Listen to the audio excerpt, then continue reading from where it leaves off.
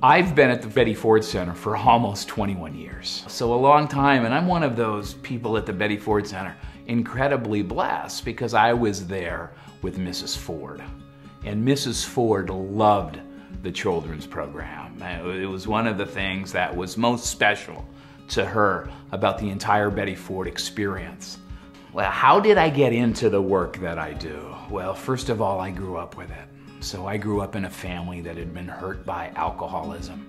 And an incredible blessing came into my life at the age of 14. I got help.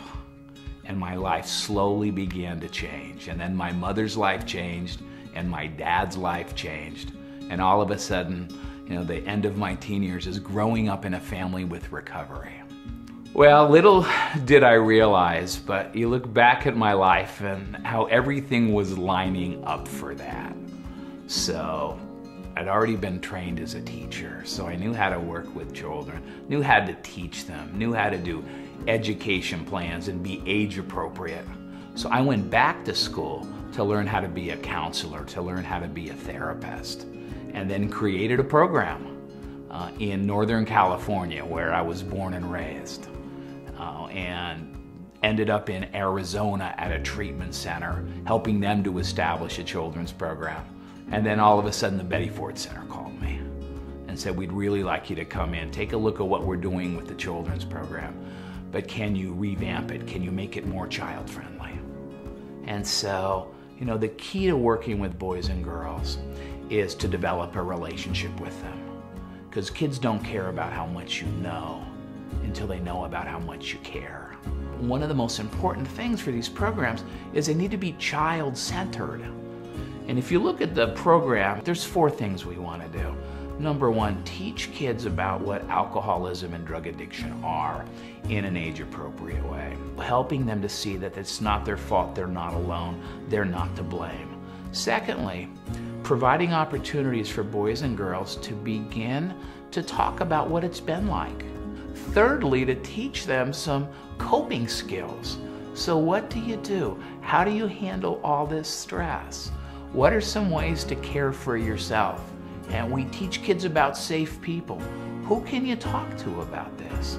So every boy and girl gets a phone number to the Betty Ford Center that they can call 24 hours a day, 7 days a week. And then lastly, helping boys and girls to see their special qualities and to also create some resilience. So whatever challenges they face, now they have some skills and tools and people in their lives that they can begin to face those challenges with all of that in mind and to cope more successfully. We serve 1,500 boys and girls and their family members on a yearly basis in Betty Ford Center children's programs. 31,000 over the last 20 years that I've been there. And we've always held dearly Mrs. Ford's wish that no child is ever turned away due to an inability to pay. Now, I've written a number of books through the years. Some of the books are specifically for children. And then I've written books for parents and have written books for therapists and counselors, how to do this work. And it's teaching people how to do this so that they can continue on in this process and serve more boys and girls. There's not a month that goes by that I don't hear from someone who I've worked with through the years. I got a call on the 4th of July at the Betty Ford Center about noontime, and it was from a gentleman who was calling. And it took me a while to remember. It's a lot of years, it's a lot of people. And he'd been in treatment at the first treatment center that I worked at in Northern California, Sequoia Hospital. And it was his 36-year sobriety date. So he'd been sober 36 years. And once he told me the story, I started to remember bits and pieces of it. And he just said, thank you. What you did for me was huge. And then he said, my daughter's here. Would you like to speak with my daughter? She was 9 years old when she was in your children's program. And so do the math, she's 45 years old. And what was amazing was I asked her, and I said, what did you remember? And she remembered 3 things.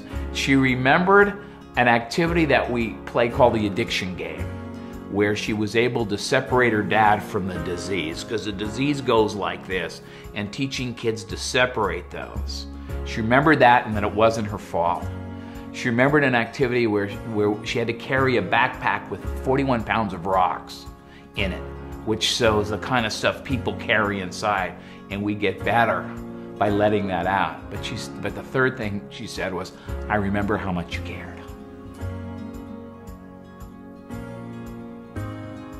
That's the key.